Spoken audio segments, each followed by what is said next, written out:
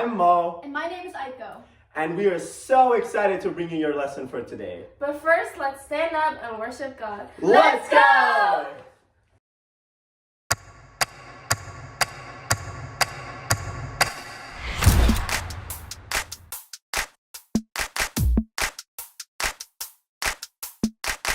feel it in the air right now. It's all around, I see it everywhere. It's the power. Yeah, God's power. It's the power to move any star. It's the power to heal your broken heart. It's the power. Yeah, God's power. So don't hold back, no, don't hold still. God is here and He is real. Take 4 steps to the left, to the left. 1, 2, 3, 4. Turn it around and move to the right. 1, 2, 3. Now take tiny little jumps forward to the front. 1, 2, 3, 4. 4 jumps back, but you better look back. 1, 2, 3, 4. Now freeze. And everybody clap your hands. Now stop. I feel it in the air right now.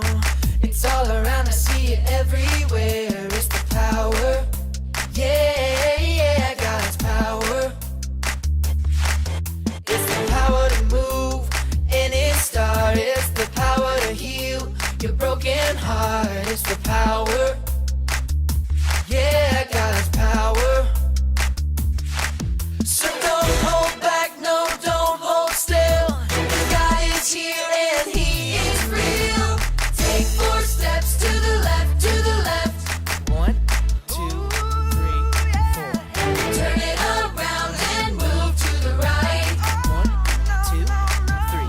Now take tiny little jumps forward to the front. 1, 2, 3, 4. 4 jumps back, but you better look back. Let's do it all again right now. Take 4 steps to the left, to the left. 1, 2, 3, 4. Turn it around and move to the right. 1, 2, 3. Now take tiny little jumps forward to the front. 1, 2, 3, 4. 4 jumps back, but you better look back. 1, 2, 3, 4. Now freeze. And everybody clap your hands. Now stop.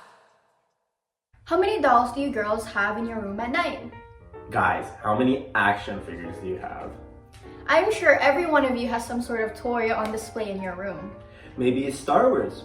Maybe it's Barbie. Whatever it is. Just a toy, right? It's something to be displayed, to be played with, to enjoy, but not something to worship. It's strange to think that anyone would ever worship an idol. Yet idol worshiping used to be a common thing back in the day. History museums are filled with the images of gods and goddesses who supposedly controlled everything from the motion of stars, to war, to the harvest, to love. People worship these idols. They bow to them. They pray to them, asking for their blessings. And yet, in the entire history of the world, not one idol has ever answered a prayer.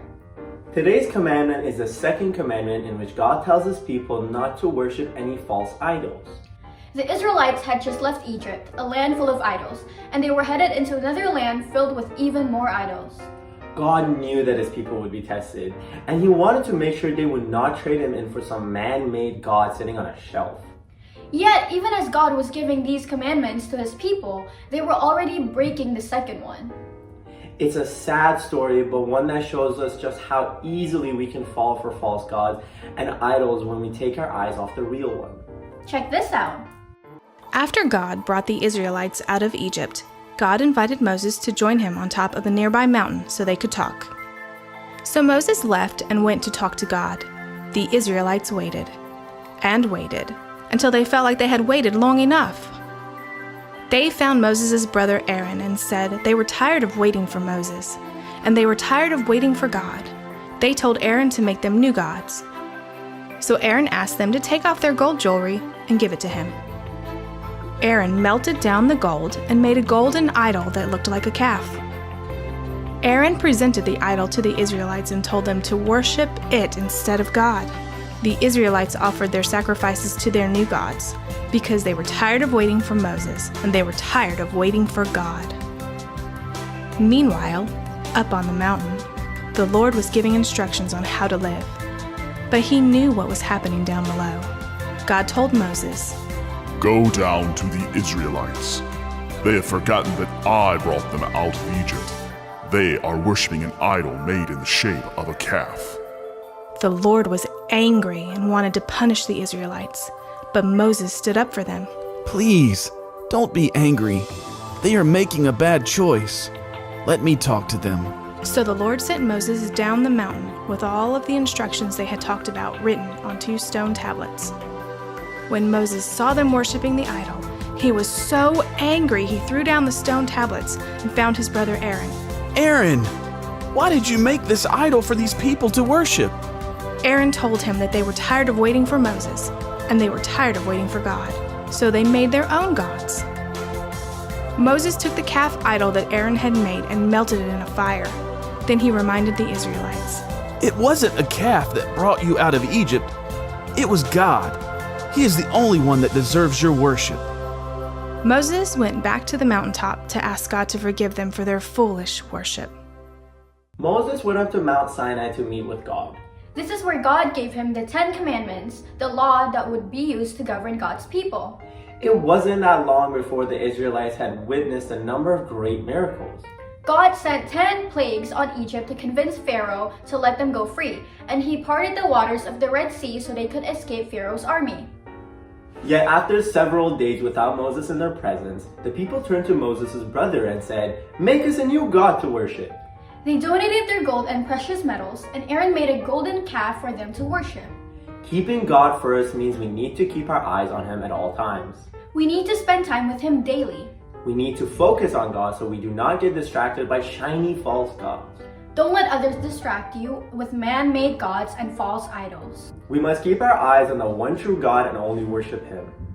It would be easy for us to say, that could never happen now. I doubt anyone in today's world would be foolish enough to bow down to a golden calf made by the hands of men. But idols came in many forms. They aren't simply little statues or golden icons. An idol can be anything that distracts us from God. One of the most common idols is in every one of our pockets and purses, money. Money is something we all need, something that helps us to provide for our needs. But money can easily become an idol. People worship money by doing whatever it takes to get more of it, and then they keep it to themselves instead of just giving it away. Jesus even warned that the love of money was dangerous and we cannot serve both God and money. Money is hardly the only idol that can trap people. Power, fame, even other people can become idols. Anything that distracts us from God, that keeps us from loving God and loving others, anything that pulls us away from God's plan can be an idol. God will not tolerate us worshiping false idols. But the good news is that God will forgive us when we tell Him we are sorry. If we turn from our idols, if we smash them to bits, God will forgive us and give us a second chance. Idols don't shine and sparkle like the way they used to, but they can still pull us away from God. Make God your first priority every day and refuse to let anything get in between you. Then you won't fall prey to worshiping false idols.